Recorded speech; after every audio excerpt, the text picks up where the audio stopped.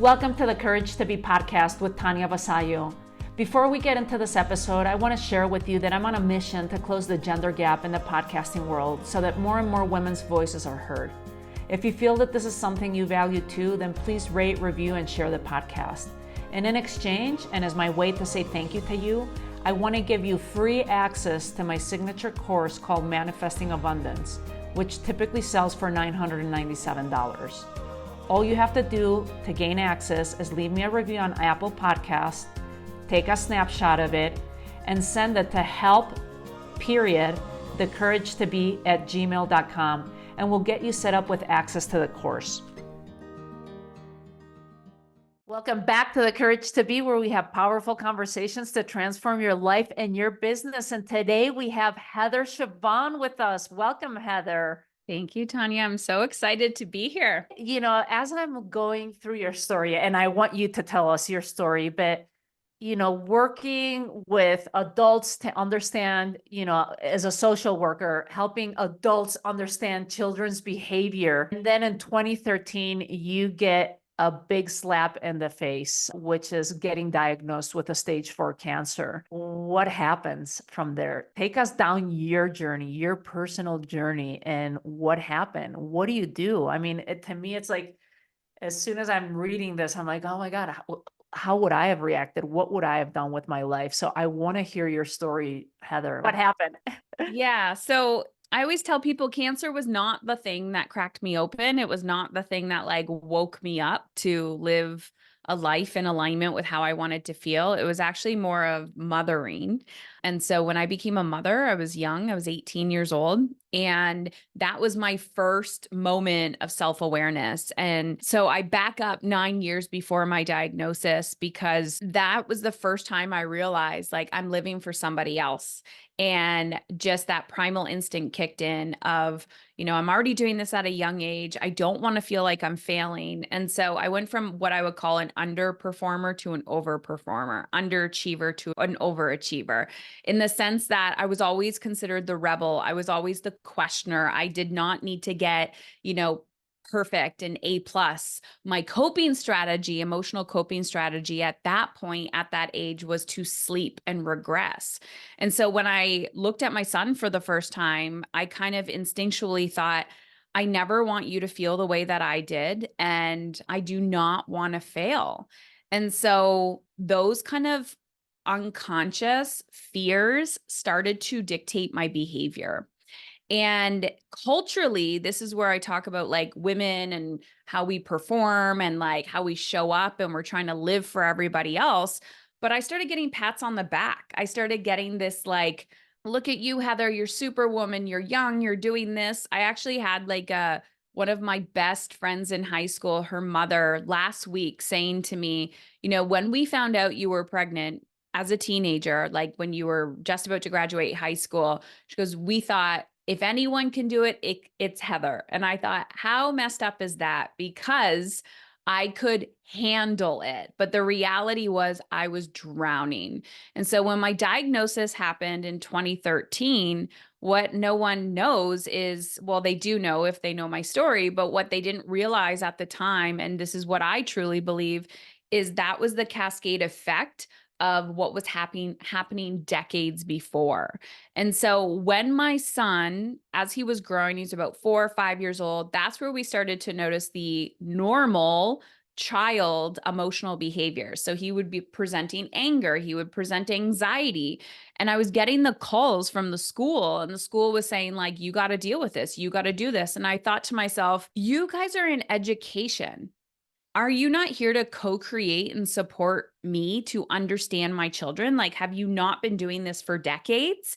Oh, you're just here to educate my kid. You're not here to learn about child development. You're not here to learn about like, I was blown away that these people and adults in society, me being a parent for the first time, learning as I go and learning as I grow, could not fathom the idea of emotional behavior. And so I was in school for social work. Then I became a social worker. I started working with at-risk families and was getting called into the rooms Oh, Heather will deal with it. Heather will deal with it. The kids like Heather.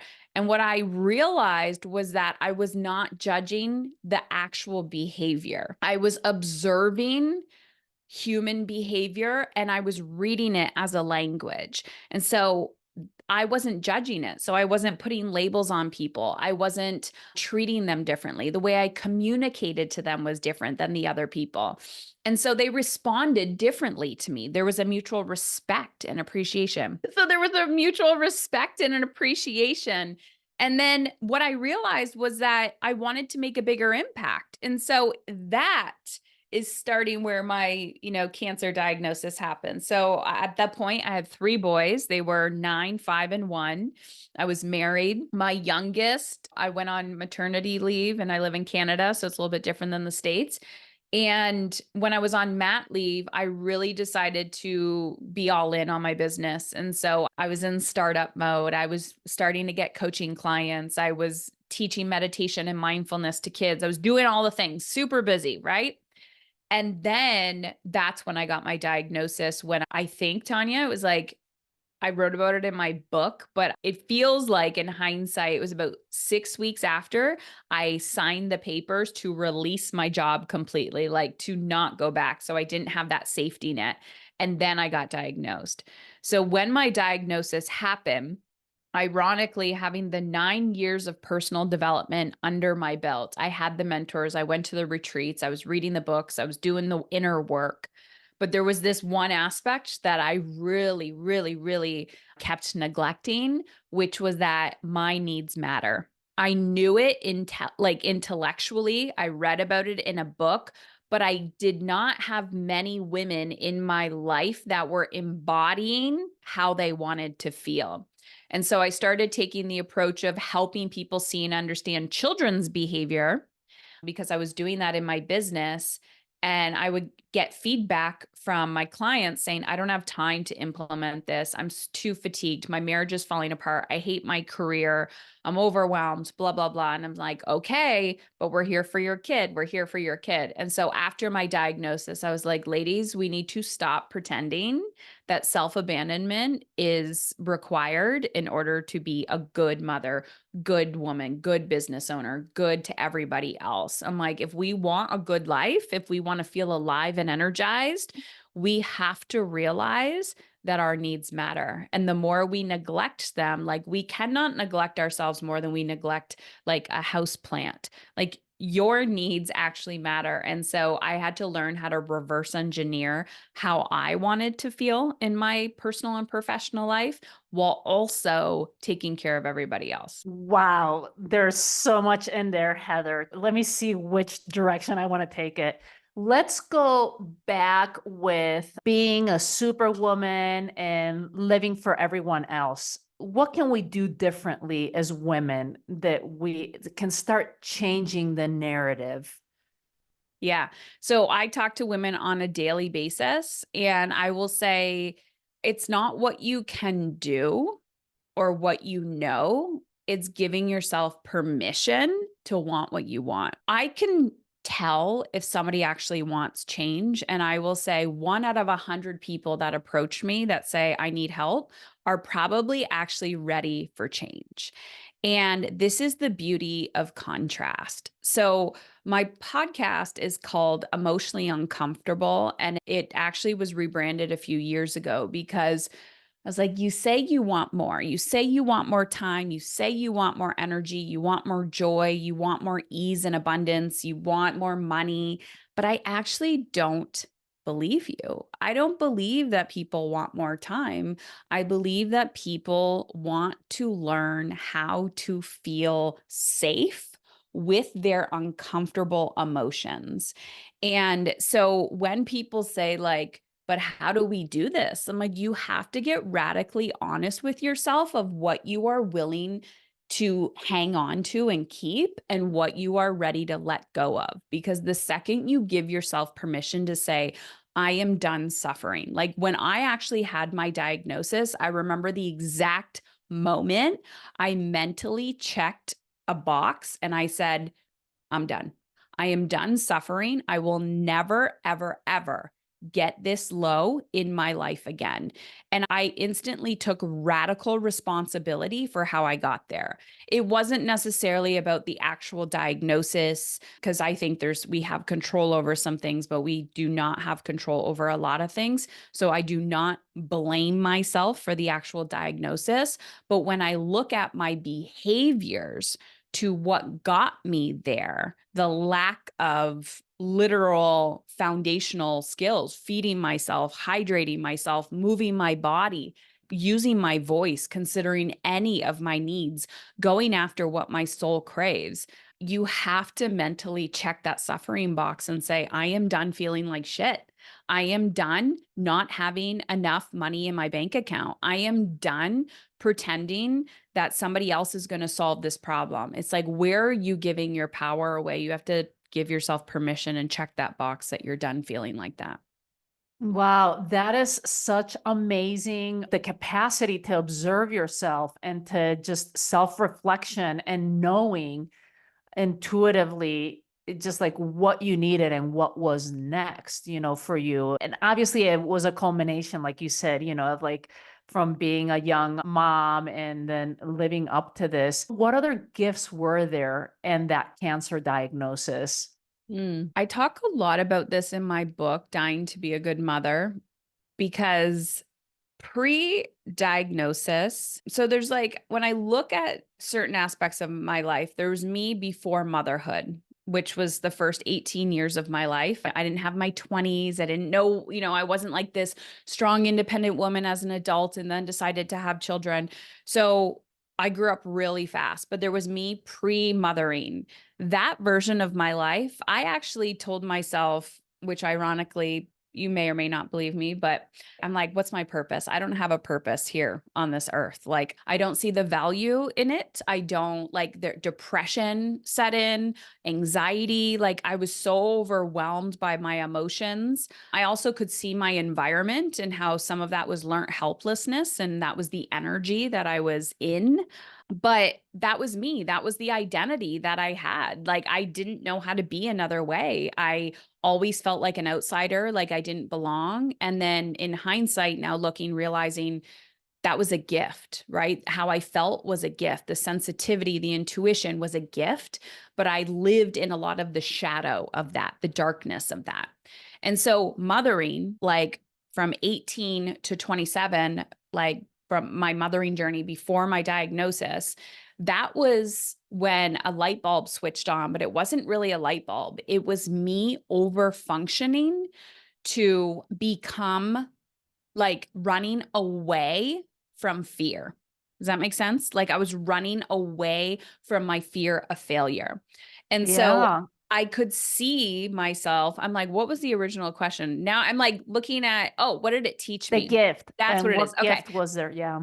So that part about living was like, oh my gosh, look at possibility when you go after what you want.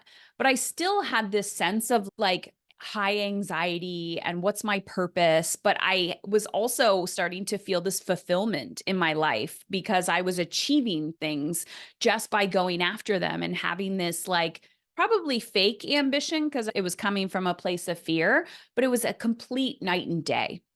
Then, when my diagnosis happened, I remember feeling this sense of like the universe playing a game with me, saying, for so long, you've been telling yourself you don't know what your purpose is.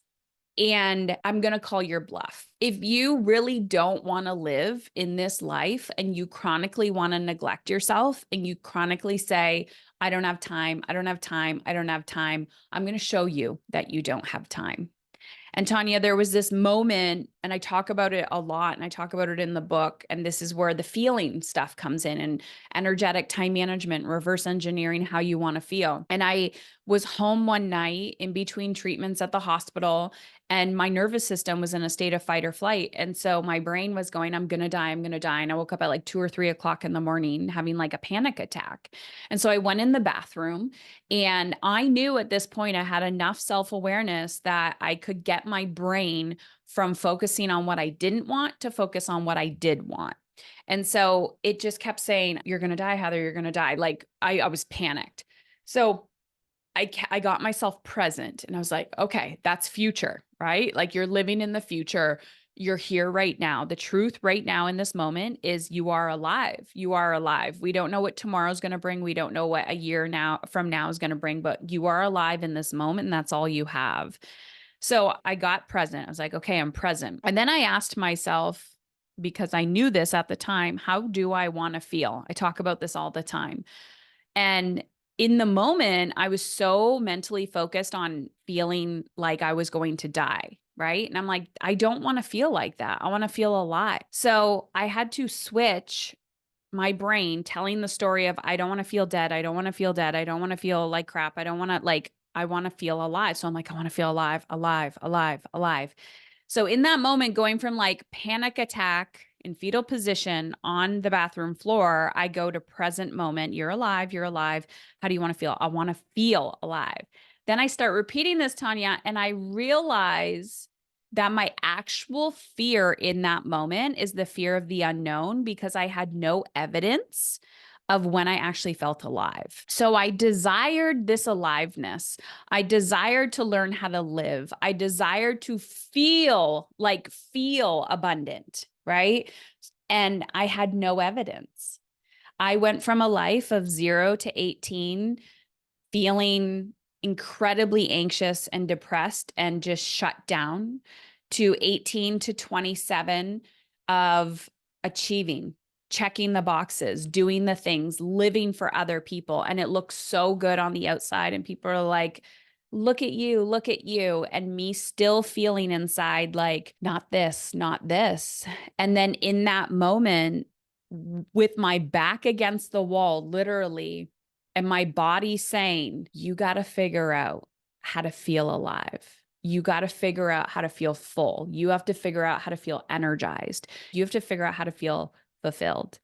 And it was that moment where I really shifted and I was like, all the work that I've been doing up to this moment was the training for this marathon that I have to run to figure out how to feel alive, not just do the treatment and take care of everybody else, but to feel it.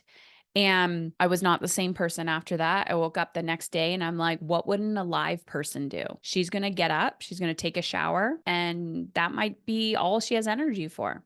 But she's not going to sit and cry in fetal position in her bed. She's still going to honor her feelings, but she's going to cry while she's in the shower. And then the next day it was get up, take a shower, go sit on the porch. Get up, take a shower, go sit on the porch, go for a walk. And I kept writing down a list of, I call it my wouldn't it be nice list. Wouldn't it be nice? And I write down everything my soul is craving, from wouldn't it be nice if somebody brought me a glass of water, to wouldn't it be nice if I could get a good night's sleep, to wouldn't it be nice if we could go travel the world, to wouldn't it be nice if, and all of those little desires of mine are gems. And although you might not be able to travel the world tomorrow, what's the essence? What's the feeling I'm after? And how can I cultivate that right now? And that was over 10 years ago, and I've never looked back since. Wow, I am impressed with you and your capacity of self-coaching yourself, especially when that young adulthood was stripped away from you. We're going to take a quick pause and come back to this. Hi there, I have something really cool for you. I want to give you free access to my signature course called Manifesting Abundance, which typically sells for $997. You can check out all the details in the show notes. All you have to do to gain access is leave me a review on Apple Podcast, take a snapshot of it, and send it to help.thecouragetobe@gmail.com, and we'll get you set up with access to the course. You can also find other free goodies in the show notes. Go check them out. Let's go back into this story that you were telling us about fear. You know, Heather, like I'm saying, you have this capacity of just self-coaching.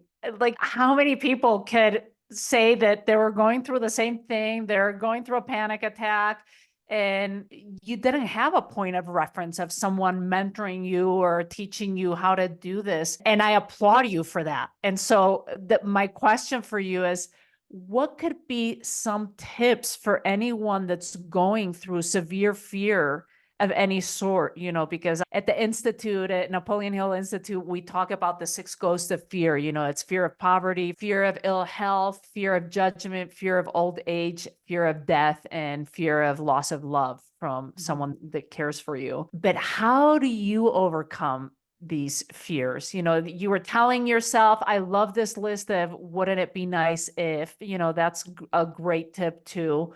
What other tips could you give our listeners of overcoming their own fears when they're stuck in the middle of it? Yeah. So when you just said that, I actually realized I was seeking mentorship from somebody that I wanted to be like. Like I was really seeking mentorship from a woman who was balancing motherhood and balancing her career. And I couldn't, and I don't like the word balance, I always say alignment, but the feedback I was chronically getting was, you got to pick one or the other. I think things have changed a lot in the last decade, but like from the mindset perspective and the integrated perspective, not necessarily systems. But what I will say is I actually had mentorship for 9 years. So the reason why I could self-coach so much or so well was because I had mentorship. And I will say, although I didn't have exact mentorship from somebody that's like, I want to be like you, there was little pockets of people here and there. And most of my mentors did not have children. That said, when you talk about tips, and I'll get to specific tips in a second, but when I look back, there was decisions that I had to make even at a young age that went against the grain. And I believe the thing that actually saved me, and to this day, is that rebel inside of me, that questioner. And it's with the critical thinking skills and the problem solving, and always coming back to somebody else may have a tip or a trick or a solution or a process, but I need to put it through my filter of, does this land with me? How does this feel in my life? And every journey, every kind of moment and situation that I have had has forced me to trust myself on a deeper and deeper level.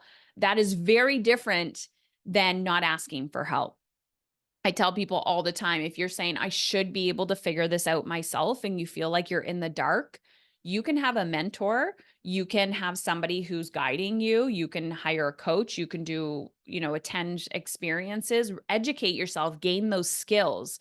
But when you are in your darkest hours, you are the only one there. And you have to take all of those skills and really put them to practice. And that's where you take your power back. And so, tips, tricks, strategies, all the things I tell people: learn, read books, hire the mentors, attend the experiences, because that is the training for life. And those are the best skills possible. And when I hear people saying, I can't afford it, or I can't do this, or I can't do that, I'm like, you say that now, but this is the investment for your future. This is the investment for your retirement plan. Like, I work out now to build muscle so that when I'm 80 years old, I can walk down the street with my family.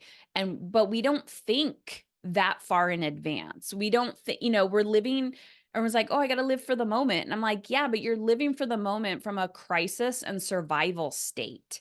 You are not like living in the moment of like, I am here, we're having this beautiful conversation, but also future thinking of how are your actions today going to set you up for the future. So I know that's a big tip or strategy, but it's like, how are your habits today or your, behaviors setting you up for the future? And going back to that wouldn't it be nice list and just writing it out and asking yourself, like people say to me all the time, I don't know what I want. And I'm like, BS, you do know what you want, because you know what you don't want.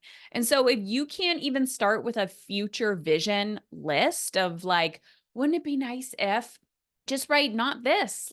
Write your not this list. I don't want to feel like this. I don't want to do this. I don't want to do that. Write your not this list and then flip it. I don't want to feel anxious all the time. Okay, cool. What's the opposite of that? I want to feel calm and peaceful. Amazing. I don't want to feel trapped at work. Amazing. What's the opposite of that? I want to have time flexibility. And then you start to, your brain goes from what you don't want to what you do want. And then you can start to co-create with that. I also write a lot of letters to my fear. The more you live an abundant, alive, freedom-based life, what people don't tell you or what you don't realize until you're in it is that fear becomes your best friend. If you are not co-creating your life with fear and guilt and overwhelm and anxiety, man, I thought one day I'm supposed to get rid of those feelings because I'm just free and alive and abundant, realizing that as you're taking that emotionally uncomfortable action, those things are coming along. They can't dictate your actions. Wow, that was so many gems in there, Heather. I'm gonna have to go back and re-listen to it too. I want to go deeper into investing in ourselves and mentors. That stood out for me because I'm a big believer, like you, of just constantly surrounding ourselves with people that inspire us, that have knowledge in areas that we might not have knowledge, that can become our own blind spots.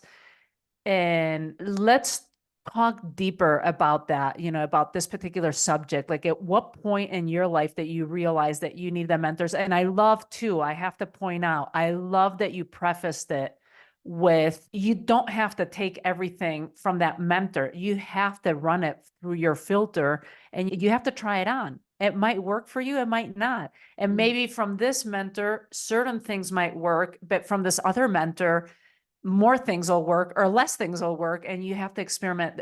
Talk to me, because I love how you were starting to set it up with investing in ourselves, and in our future selves. Let's go deeper into this subject of mentorship, coaching, and having teachers that we can utilize for ourselves. So I look back on my journey and it's interesting because traditionally our version of this is teachers in the classroom, right? And education. Like that's the experience we have in traditional education. And I did not like or enjoy traditional academics, like, did not do it well. And I have no idea why. I remember the first mentor that I invested in, which was probably 15 years ago when Facebook ads were new. And I remember I clicked on a tiny Facebook ad and I went down her funnel and I got on the phone with her and I bought my first $1,000 program.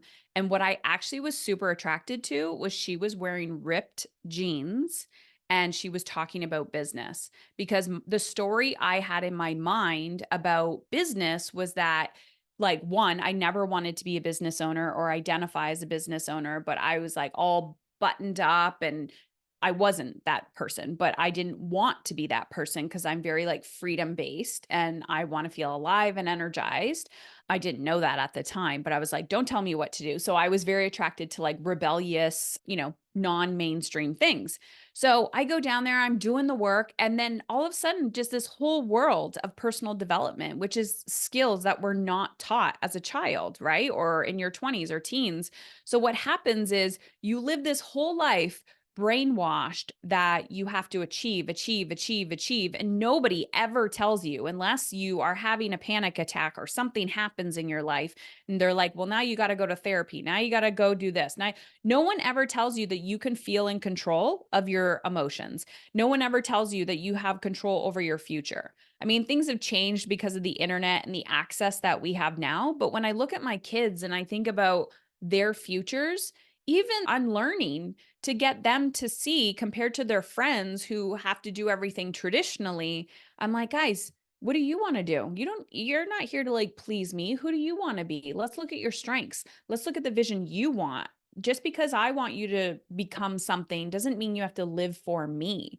And so it's a way of life, to be honest with you. It's a way of living and you kind of just stumble upon it. For me, it was parenting that got me into it because I was doing all the traditional things, therapy, doctors, pediatrician. And I was like, what's wrong? Why can't I figure this out? And it wasn't until I found personal development or conscious parenting at the time where you had to look within. And then it's just this snowball effect of this whole other world. It may be yoga that gets you into it, maybe meditation or mindfulness, but there is a way to look at this, at life in a way where I do have control. I do have power over how I think, how I feel, what I want, my actions, and sabotage, limiting beliefs is all part of the journey. I mean, my belief now when it comes to mentorship and investing is very different than when I started. I think when you start, For me, it was exciting. And then you get to a point where you're like, okay, I should know how to do this. So your relationships with mentors change, your relationships with coaching changes. But now I'm like, okay, what don't I know? Where do I want to go? What don't I know? Who can help me? Who's already achieved that? And how can I get closer to them? Do they have a program that I can invest in? Can I be of service to them in any capacity? It could be small mentors versus big mentors. Like it could literally be my neighbor who loves pottery and I'm like, hey, I want to learn pottery. How can I give you value so you can give me value? And so I believe mentors are all around you. I also believe that we just need to look at our relationships a little bit differently of how can I be of service to others and make it an equal relationship instead of us just give and chronically becoming angry and resentful. How can we have this equal exchange of energy, whether it's an exchange of money, whether it's an exchange of time, energy, resources, all of that.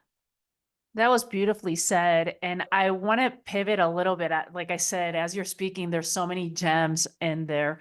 I want to go into education and like what you were saying with your kids, of like, you don't have to live for me and what I want, and shifting that traditional education for something different. I feel like our model is broken and we need to create a new educational model. Like this it's so archaic, like no one's really reinvented this and including the emotional side of things. So talk to us, tell us a little bit about how you gave us a little glimpse of how you talk to your kids and ask them, like what do they want to do? But what would you do different? What would you add to the educational system? Especially as a mom of three and understanding emotions and all these other things. Yeah. So this is how I started my business, like emotional intelligence, mindfulness. I had to call it mindful based stress reduction because that's the scientific term. And I would start teaching it to kids in school. I would go into my son's school and I would teach stress based mind, like literally breath work. Breathing, inhale, exhale. The funny thing is, I actually have a memory of in grade 8, my teacher teaching us, doing meditation with us in class. We didn't know it at the time. I remember like the cheesy spa music with seagulls in the background. And we would lay on the ground, like on the floor on mats, and he would shut the lights off and be like, okay, guys, you just stay there for 10 minutes. Like, didn't overcomplicate it. There was no techniques.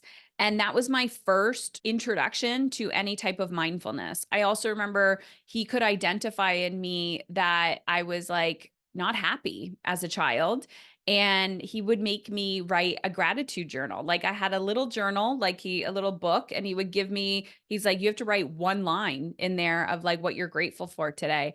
And I remember how angry I used to get. Cause I was like, this is like, why do I need to do this? But in hindsight, those were little baby seeds that were planted. And this is the stuff that our kids need to learn. So mindfulness, emotional intelligence has been my thing since my oldest was 4 and he's 19 now. And I have watched, I think when my children have children, the educational system, hopefully, I pray by then has shifted radically. I think we're on the verge of that happening shortly. There's also so many different options. I don't think it's mainstream by any stretch of the mean yet, but this is one of the buckets or areas of my life that I would say still annoys the crap out of me. And I hear it from a lot of parents as well, which is like, if they don't have access to alternative or integrative, they don't necessarily want everything to be online, then it is a huge stressor of how our children are being managed, how they're being educated. And I've told this story publicly on my podcast because parenting and relationships in general are a huge passion of mine. But during COVID or like post COVID, my oldest, when he was in high school from grade almost 10, 11, and 12, I pulled him out of high school for grade 11 and 12. It got to the point where he is very similar to me and he just shut down. And the school was saying, we got to get attendance up. We got to get grades up. And as you can hear me say this, there's no involvement in mental health. There's no involvement in the child's well-being. And so quickly, I could tell that the data they were seeking was attendance. The data they were seeking were getting their numbers up and all of that. And so I looked them dead square in the eyes, probably at the 10th meeting that we've had, where I said, the definition of insanity is doing the same thing over and over again. And I had to go back and deeply listen to my intuition. I said, my goal is to keep my child alive. And as soon as I said that, I watched a room of educators that couldn't tell me what they really thought, but a little head nod of like, we hear you and there's nothing we can do about it. And I pulled him out of school. I said, listen, it's so hard for you to get out of bed because of the way you're treated at school. I am going to advocate for you. I pulled him out of school and I said, go get a full-time job. It gives you a sense of purpose. You get up, you go. He went and got a full-time job. He was working from 8 a.m. to 5 p.m. Monday through Friday. And he completed high school at the exact same time. He had a tutor and he got it done. He went from failing to thriving. And I go back to that moment where nobody was on my side. And of course, my husband was on my side, but he was skeptical because traditional ways, right? And I just remember going in and going, my goal is to keep my child alive and I have to do what I have to do. This system is killing him and I'm not going to stand for this. And so often I hear this from parents and they're like, but my hands are tied. Like I'm working full time. I do not want to educate my children. And I'm like, I know, but the system is broken. And I think, we are labeling behavior, we're medicating behavior when the reality is maybe some type of intervention is required, but we're actually not looking at the behavior and saying the system does not align with what this child needs. And that was such a very difficult time. And also, to be honest, I'm grateful that I had the privilege to do that because I'm self-employed. I could do that. If I was working for somebody else, I probably wouldn't have had the capacity to do so. Kudos to you, though, to be able to first listen to your son's needs, then listen to your intuition and say, and then tap into that rebel side of yourself and say, I'm not doing it the way everyone else is expecting me to do it. And Because also it's sitting with my own crap after that, like the embarrassment, the fear of judgment, judgment from family, judgment from my child's friends, parents. Like I just sit with all of that and watching my child not graduate with their friends on time, all of that. And I was like, this is not about me. I can sit with my own emotional discomfort and he can sit with his discomfort because he has a different path now. And in hindsight, he's like, that literally saved my life. That is amazing. I love hearing these kind of stories and I applaud you for that. We need more parents that want to listen to their kids. Something similar happened to us with our daughter. We switched schools on her in the middle of the school year, 3 weeks before COVID hit. So she's been through like 3 schools and she's only like 6 years old. And I'm like, oh, we're becoming those parents that are swapping the kids from school to school. And then pandemic hit. I tried to get her back into that school and everything. I mean, they were doing gym class in front of the computer. Like it wasn't in alignment with her. And we listened and it was uncomfortable. We had to pull her out. We homeschooled her for 14 months. And I will give more credit to my husband, but it was uncomfortable. It was uncomfortable for us, and the dynamics at home because we both work from home and we also did have the privilege, like you're saying, Heather. But I do think we all, as parents, need to listen to our children and do, even if it's uncomfortable, even if we're going to be judged, even if we do need to advocate for our children and teach them that there's different ways, that it's not like we're trying to fit a square peg in a round hole because that's what the system is expecting from all of us. Where can people find you, Heather? Okay. So before I tell them where they can find me, that also brought up how you've given me so much self-awareness today of the importance of being proactive instead of reactive. Because even learning the advocacy for my son, I wouldn't have been able to do that if I didn't advocate for myself like decades in advance. And so a lot of times when I see parents in a crisis state, I'm like, we got to work on so much here. Like you got to double down on decades of all the work coming together. And so I'm a huge fan of being proactive in your life instead of reactive. I also believe that contrast, what you don't want in your life, is a symptom and it's trying to get your energy and attention, and you can learn new ways of being. So I talk a lot about this on my podcast, Emotionally Uncomfortable. I podcast a lot. You can listen to it anywhere online, and go to my website, Heather Chauvin, CHAUVIN.com. I have so many free resources for you, step-by-steps, PDFs, how to manage your energy and your time. I do lots of live webinars, but go check me out on the podcast, Emotionally Uncomfortable, or Instagram, and send me a private message there too. Thank you for that. And we'll put some of those things. We also have your book that you mentioned before that I want to put in there, Dying to be a Mother, right? Yeah, yes, Dying to be a Good Mother. And you can listen to that on Audibles as well. I always tell people, start a habit of walking and listening to books if you don't feel you have the capacity to sit and read. I personally listen to more things than I do sit Than and read. reading. So Yeah, that's a great tip. There's also, if you enjoyed this podcast episode, there's Carrie. I think her episode will be episode 87 or something like this. We just interviewed her yesterday, and I'm trying to remember because she had a German name. It was like, and I don't want to butcher it. Heather and I were just talking about that, of like saying people's last names. And I'm like, what is Carrie's Finlander? It was like a hard German name that I'm going to have to go back. So Carrie, if you're listening to this episode, please forgive me with butchering your last name. But she was talking about